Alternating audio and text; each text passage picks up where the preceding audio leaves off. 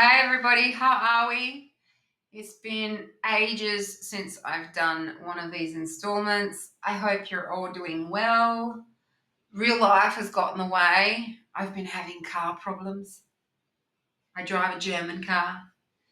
Anyone familiar with German cars knows how fond they are of giving you passive aggressive messages on your dashboard. There's so many of them.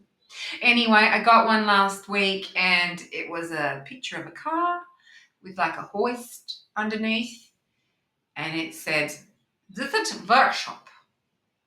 And I rang the other half and I said, "Yo, car's telling me I got to go to the workshop." And he's like, "Here's the message read." I went, "No." He goes, "Well, just keep driving it." Good answer. I kept driving it. That went for about a week.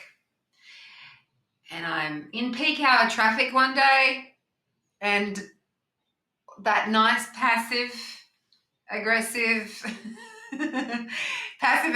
message turned to this bright red sort of aggressive message: "Stop car, too low." And I was like, So I sort of turned into a side street. And I'm like, oh, my baby. Anyway, so yeah, I've been dealing with that. Luckily, I've got someone who's very good with cars and has taken it off my mind. But you're always putting out spot fires in life, aren't you? You just got to deal with it. So having said that, I'm also, when I'm sitting around, I'm trying to read the crime classification manual and some RAND report on predictive policing, and I'm still trying to research that whole how artificial intelligence is being used in criminal profiling. And I'll be honest, it's hard to find a lot of usable information because it is very statistics heavy, and that lends itself to, showing how it's useful for them to predict hotspots, of where crime is going to happen. And that's fine. That's fine. And it's probably very good in picking out victims, unfortunately, because of just how online we are, with social media and stuff. I haven't really gotten to anything meaty regarding how they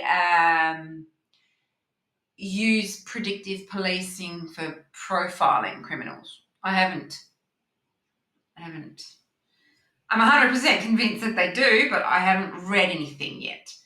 So I've just got to keep wading through it. I mean, it's pretty negative stuff, I'll be honest. There's only so many times you can read about an umbrella or a rifle sort of being shoved up a woman's woo-woo before you go, you know what? Just go full authoritarian on us. There's some very negative, heavy stuff out there. And I've found, since I've been getting into it, that it kind of interferes with my meditation.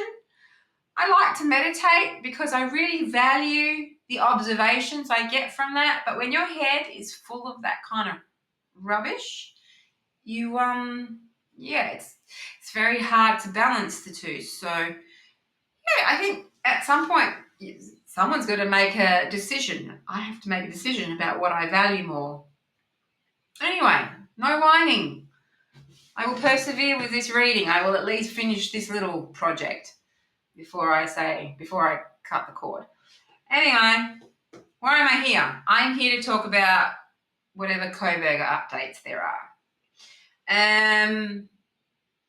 So where are we here? Let's put some glasses on so we can actually read. A few things have happened since I saw you all last. Firstly, the legacy media. They weren't very happy with the reservation system that's going to be implemented at the Ada County Courthouse. They requested that at least one pool photographer and one pool text journalist were reserved seats. And they also asked for individual camera feeds to be made available from the live stream and that the gag order be lifted during the trial. The individual camera feeds would have been good because I'm not entirely convinced about their camera feed at the courthouse. But anyway, of all of those requests, the only thing that I am aware of that Hitler ruled on was allowing one reserved seat for a pooled representative. And his reasoning was because it's too hard to discern what credentialed media is. And that's probably very fair. And on that note, I nominate Kevin Fixler from the Idaho Statesman because he's very objective and he's local. He's local. If he's writing for the Idaho Statesman, I'd say he's local. But that was another thing that Hitler touched on. He said that seat should go to someone local because it's Latah County that is footing the bill for the proceedings, so they should have representation. So yeah, that's pretty straightforward, makes sense. Hey man, at least you guys have got cameras in your courts. I told you, here in Australia we don't. So thank your lucky stars. What else happened? There were 5 witnesses subpoenaed by the defense, and I think they were all from Pennsylvania. I think. One was Jesse Harris. He was the proprietor of a boxing gym that Kohberger trained at. Anne Parham, an academic advisor from his school. Marie Bolger, a former professor from DeSales and the person that recommended BK to the PhD program. Some guy called Ralph Vecchio, which is meant to be an auto shop worker. That's all I found out about him. Maggie Sanders and Brandon Andriola. So, those are the witnesses that the defense has called. That was subpoenaed because, otherwise there's no guaranteeing that they're going to show up, I guess. So, there's that. And yesterday, well, it's my yesterday anyway, there was a flurry of documents that were released and it caused quite a bit of hullabaloo. And it's all a little bit hard to decipher because everything has gone back to being sealed. But I literally listened to every content creator out there and I rested on a couple of sort of takeaways that sort of stood out for me. One of them being from Scott Reisch, who's an attorney, and the other one from a gentleman called J.Embree AKA Pavarotti from The Revealing. And I think they actually meet together if you look at what they've been saying. Now, if I am going to listen to and report on anyone's speculations, it would be someone like Mr. Reisch, who is an experienced trial attorney and wears glasses. I'd love to report on what Ms. Burkhart has to say, but it would seem Karen Reid's taken up all her time. So Scott Reisch is, and we love Mr. Reisch. He's very funny. Bit jaded, but very funny. Anyway, he said, has something big happened regarding the order staying the stay? He seems to think it's consequential. And now I am going to quote verbatim what Mr. Reisch said about the order staying the stay. So, a stay in a legal proceeding, particularly in the in the context of an appeal, perhaps, is a court order that temporarily suspends or halts the enforcement or effect of pending further action until the appeal is potentially resolved. A stay might be sought to prevent the enforcement of a lower court's judgment or order. It can also suspend the proceedings in the lower court while the appeal is pending. Mr. Reisch continues to speculate that a stay in a criminal matter could mean a couple of things. An adverse ruling against the prosecution, and they want to take it up on appeal because it's not generally something the defence can do. It's usually within the purview of the prosecution, unless it's a force majeure where the defence instigates an interlocutory appeal saying the lower court's judge made a mistake and it would affect their whole case, right? So that was Mr. Reisch's take on what happened yesterday regarding the stay ordering the stay. I think that's it, stay ordering the stay. Okay, so with that in mind, if anyone watches J.Embree, that man is dedicated to the cause of the Idaho 4.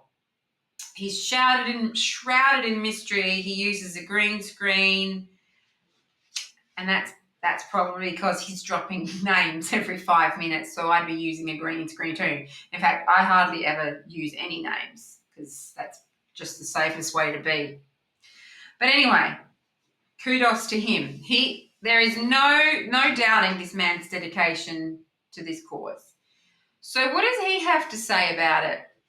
Well, just a few days ago, he and another content creator that goes by the handle Bubbly Waters informed the world that a certain person of interest, and how do I put this? I see you, Charlie. Now, if you know, you know. Gosh, that's really taking off, that little phrase, isn't it? But if you know what I'm talking about, I see you, Charlie, then you'll understand. So they made it known because they have access to all of the sort of like the court proceedings. They show it online and everything. Like, I can't believe it.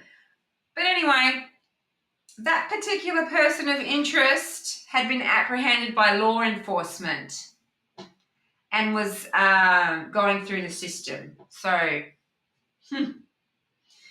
that's the kind of nitty-gritty detail that these people who are very close got their ear to the ground. That's the sort of detail they're giving. So I saw that as a connection. Maybe it is a connection. Who knows? It's all sealed. We will eventually find out. I mean, I'm on another continent, and so there's not much else I can do except sort of listen respectfully to what everyone has to say, sift through all the stuff, and then sort of try and connect the dots. I have that advantage of sort of being one step removed that I can kind of see what's happening. Anyway, there was also a sealed emergency order, and the defence were granted a motion for the independent analysis of evidence, which sounds pretty important. But, you know, that's the thing with law. Everything sounds important. So, yeah, where are we at? 13 minutes.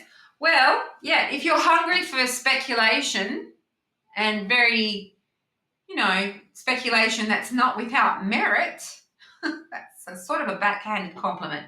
But it is meant to be a compliment, Pavarotti. Please don't call me a moron.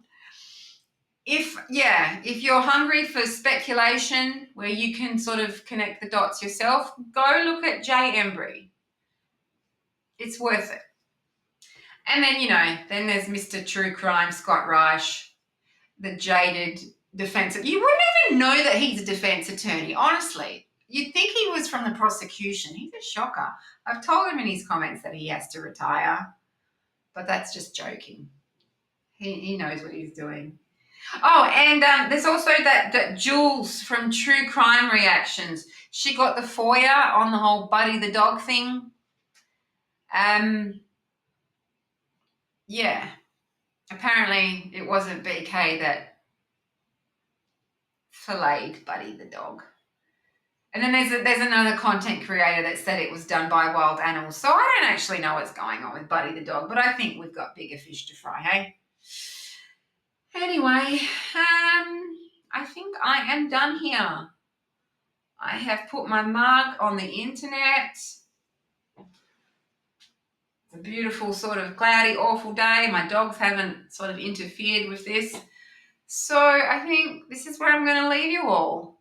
Have a lovely weekend. There's a hearing, I think, on the 18th.